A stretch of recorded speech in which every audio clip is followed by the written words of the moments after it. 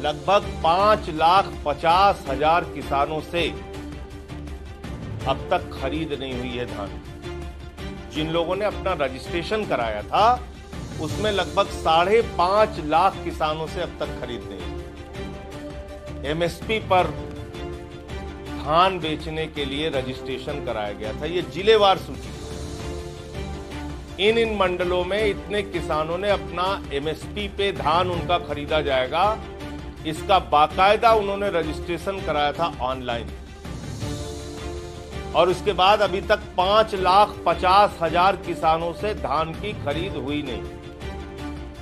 धान की खरीद सरकारी मंडियों में जब जाते हैं किसान, नहीं होती तो उनके पीछे बिचौलिए लग जाते हैं और 800 रुपए 1000 रुपए कुंटल पर धान खरीदा जा रहा है। जिसके पास खेत और खलिहान नहीं है उनका भी कागजों में धान बिक रहा है। खेत नहीं है, खलिहान नहीं है, लेकिन उनका धान भी खरीदा जा रहा है। ऑन पेपर, कागजों पर उसकी खरीद हो रही है। तो एक बहुत बड़ा भ्रष्टाचार का मामला है।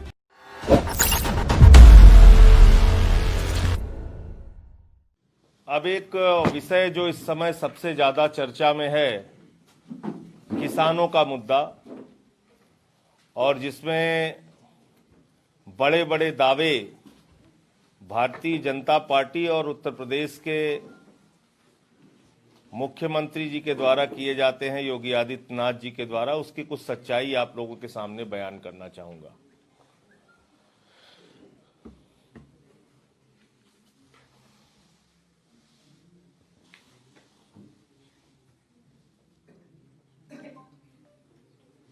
ये खाद्य विभाग का जो आंकड़ा है, मैं उसको रख रहा हूं 7 दिसंबर तक का, क्योंकि अभी और नए आंकड़े उपलब्ध होंगे तो वो भी मैं आपके साथ शेयर करूंगा। लगभग 5,50,000 किसानों से अब तक खरीद नहीं हुई है धान की। जिन लोगों ने अपना रजिस्ट्रेशन कराया था उसमें लगभग 5.5 लाख किसानों से अब तक खरीद नहीं हुई। और 18 मंडल है राज्य में। अलीगढ़ मंडल में और सारे मंडलों में कितनी खरीद हुई है उसका डिटेल मैं बता रहा हूं आपको। अलीगढ़ मंडल में 6,319, आगरा में 6,351, आजमगढ़ में 44,395, इलाहाबाद में 75,196, कानपुर में 63,088, गोरखपुर में 70,268, चित्रकूट में 12,356, झांसी में 849, देवीपाटन में 52,054, फैजाबाद में 1,23,849, बरेली में 1,87,606, बस्ती में 34,212, मेरठ में 1,808, मुरादाबाद में 97,673, मिर्जापुर में 68,348, लखनऊ में 1,61,116, वाराणसी में 68,861 और सहारनपुर मंडल में 13,161 किसानों से एमएसपी पर धान बेचने के लिए रजिस्ट्रेशन कराया गया था। ये जिलेवार सूची है। इन मंडलों में इतने किसानों ने अपना एमएसपी पे धान उनका खरीदा जाएगा, इसका बाकायदा उन्होंने रजिस्ट्रेशन कराया था ऑनलाइन। और उसके बाद अभी तक 5,50,000 किसानों से धान की खरीद हुई नहीं। धान की खरीद सरकारी मंडियों में जब जाते हैं किसान, नहीं होती तो उनके पीछे बिचौलिए लग जाते हैं और 800 रुपए 1000 रुपए कुंटल पर धान खरीदा जा रहा है। एक एक महीने तक किसान अपना धान लेके मंडियों में पड़ा है। लखीमपुर खीरी का एक मामला सामने आया था जिसमें आप लोगों ने देखा था कि वो किसान एक महीने तक जब अपना धान उसने मंडी में रखा था तो बाद में उसका धान सड़ गया और धान उसका खरीदा नहीं गया। ये सच्चाई है उत्तर प्रदेश के मंडियों की। जिसके पास खेत और खलिहान नहीं है उनका भी कागजों में धान बिक रहा है। खेत नहीं है, खलिहान नहीं है, लेकिन उनका धान भी खरीदा जा रहा है, ऑन पेपर, कागजों पर उसकी खरीद हो रही है। तो एक बहुत बड़ा भ्रष्टाचार का मामला है और मुझे लगता है कि जो बातें कही जा रही हैं और जो हकीकत है वो बिल्कुल अलग है। किसानों से खरीद नहीं हो रही है, किसानों से खरीद के नाम पर धोखाधड़ी और भ्रष्टाचार हो रहा है और 800 और 1000 रुपए कुंटल किसानों को अपना दाम बेचने के लिए मजबूर होना पड़ रहा है। 2 किसान अब तक उत्तर प्रदेश के इस किसान आंदोलन में आत्महत्या कर चुके हैं, लेकिन सरकार है कि जिद अपनी छोड़ने को तैयार नहीं, क्योंकि केंद्र में बैठी हुई सरकार को अडानी की गुलामी करनी है, उनके लिए काम करना है और यह बिल हिंदुस्तान के किसान के लिए नहीं बल्कि अडानी के लिए बनाया गया है, बड़े बड़े पूंजीपतियों के लिए बनाया गया और इसका प्रमाण भी मैंने दिया था। मैं केंद्र सरकार से, मोदी सरकार से कहना चाहता हूं, अपनी जिद छोड़िए, अपनी जिद छोड़कर किसानों के साथ जो अन्याय आप कर रहे हैं और जिस तरह से आपके लोग धमकी दे रहे हैं, यानी वार्ता के लिए बुलाए गए किसान से देश का रेल मंत्री पीयूष गोयल कहता है मुंह मत खुलवाना, 40 संगठनों के नाम हमारे पास भी हैं। क्या मुंह खोलना चाहते हो बेईमानो, तुम लोग बताओ, हम भी जानना चाहते हैं क्या मुंह खोलना चाहते हो आप। किस किसान संगठन के बारे में क्या जानकारी आपके पास है? अरे अपने बेईमानी की लिस्ट पढ़ लो जरा एक बार। अपने पूंजीपति मित्रों को लाखों लाख करोड़ रुपए कर्जा देके हिंदुस्तान से भगा दिया तुम लोगों ने। अपने उन कुकर्मों की तरफ ध्यान दो और बातचीत में बुलाए गए किसानों को डराने और धमकाने की कोशिश मत करो।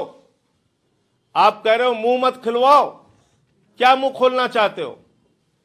इस देश का किसान, इस देश की आम जनता, वो अपना मुंह खोल देगी तो तुम्हें सर छिपाने का स्थान नहीं मिलेगा।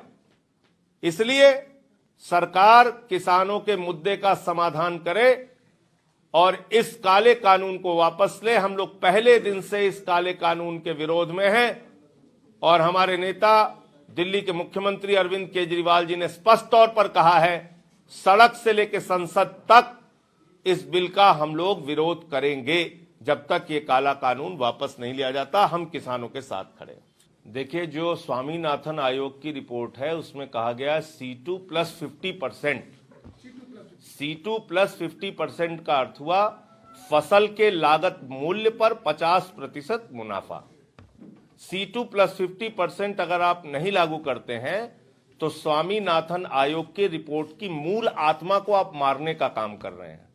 तो इसलिए कतई दूर दूर तक इस सरकार ने झूठ बोला है, स्वामीनाथन आयोग की रिपोर्ट नहीं लागू की है।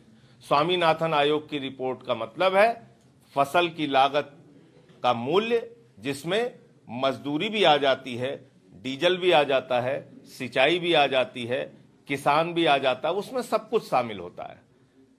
और अगर आप अपने फॉर्मूले से करना चाहते हैं तो ये स्वामीनाथन आयोग की रिपोर्ट की रिकमेंडेशन कतई दूर दूर तक नहीं थी, इसलिए झूठ बोलने का काम करते हैं। आय दोगुना करने की बात कही थी इन्होंने किसानों की, और लॉकडाउन में जब पूरा देश मर रहा था उस समय अडानी की आय दोगुना हो गई, ये हम लोगों को जानकारी है। अभी कहा जाता है कि गाड़ियों पर जाति लिखेंगे तो चालान हो जाएगा। बहुत अच्छी बात है, मुझे खुशी हुई इस बात को पढ़ के। तो यहां तो एयरपोर्ट पे ही अडानी लिखा हुआ है, इसको कैसे चालान करोगे तुम? एयरपोर्ट पे चले जाइए, एयरपोर्ट पे लिखा हुआ है अडानी एयरपोर्ट, उसको भी चालान करो। कैसे जाति लिखी हुई है वहां बड़ी बड़ी? तो पूरी संपत्ति देश की इस समय बेचने पर सरकार लगी हुई है। रेल, सेल, कोल, BPCL, LIC, एयरपोर्ट, सब कुछ बेचने पे लगी हुई।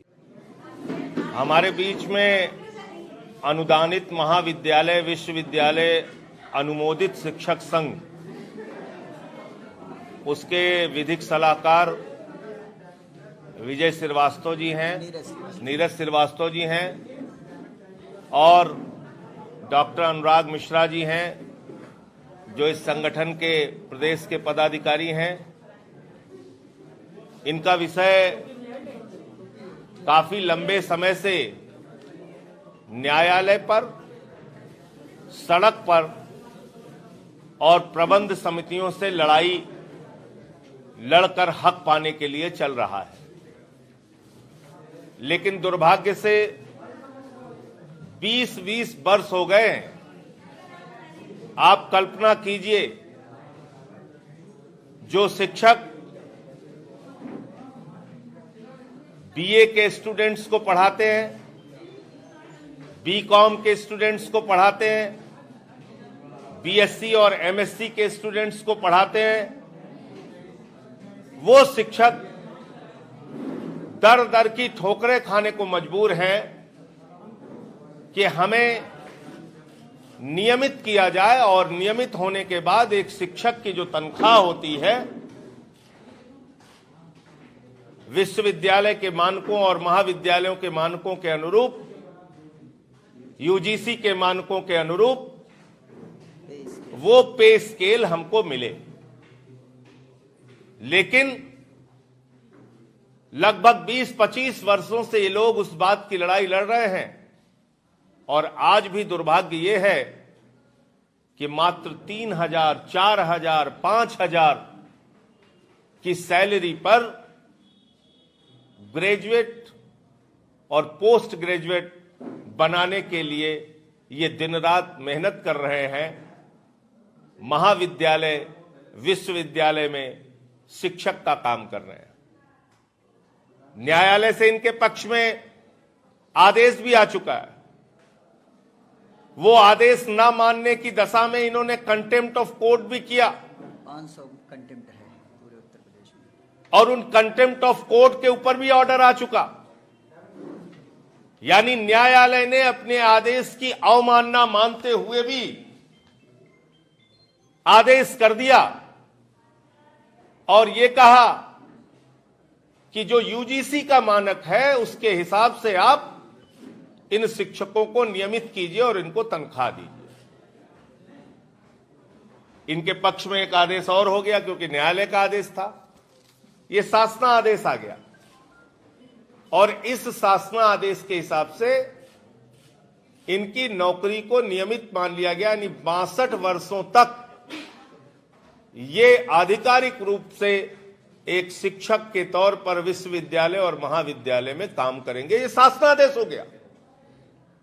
लेकिन आपको जानकर हैरानी होगी कि अपने ही शासनादेश की धज्जियां उड़ाते हुए, उसको अपने पैरों के तले कुचलते हुए आदित्यनाथ सरकार इनको नियमित अध्यापक तो मानती है, लेकिन नियमित अध्यापक का वेतन नहीं देती। इनकी तनख्वाह इनके विद्यालय में काम करने वाले चपरासी और ड्राइवर से भी कम है। 3,000 रुपए में, 4,000 रुपए में, 5,000 और 10,000 रुपए में इनकी मजबूरी का फायदा उठाकर महाविद्यालय, विद्यालय के जो प्रबंध तंत्र के लोग हैं वो इनसे काम कराते हैं। लेकिन मेरा कहना इस सरकार से है, आप क्या 3,000 के शिक्षक रख के उनका शोषण करके ग्रेजुएट स्टूडेंट और पोस्ट ग्रेजुएट स्टूडेंट्स को पढ़ाना चाहते हैं? क्या न्यायालय के आदेश को भी आप नहीं मानते? आप न्यायालय से भी ऊपर हो गए। 500 अवमानना के केस आपके ऊपर हो चुके हैं, उसके बावजूद आप कुंभकर्ण की नींद से जागने को तैयार नहीं है। मुझे लगता है ये बहुत ही दुर्भाग्यपूर्ण फैसला है इनके हक में और सरकार की तानाशाही के अलावा कुछ नहीं है। 35,000 से 36,000 लगभग शिक्षक पूरे उत्तर प्रदेश में हैं और उनको अगर नियमित नहीं किया गया, यानी नियमित करके अगर उनको एक यूजीसी मानक के अनुरूप तनख्वाह नहीं दी गई, तो आम आदमी पार्टी इनके संगठन के साथ मिलकर एक व्यापक आंदोलन पूरे उत्तर प्रदेश में चलाएगी। हम इनके साथ हैं और इनके साथ खड़े हैं। अगर आपको हमारे वीडियोस पसंद आए तो प्लीज लाइक करें, सब्सक्राइब करें और शेयर करें।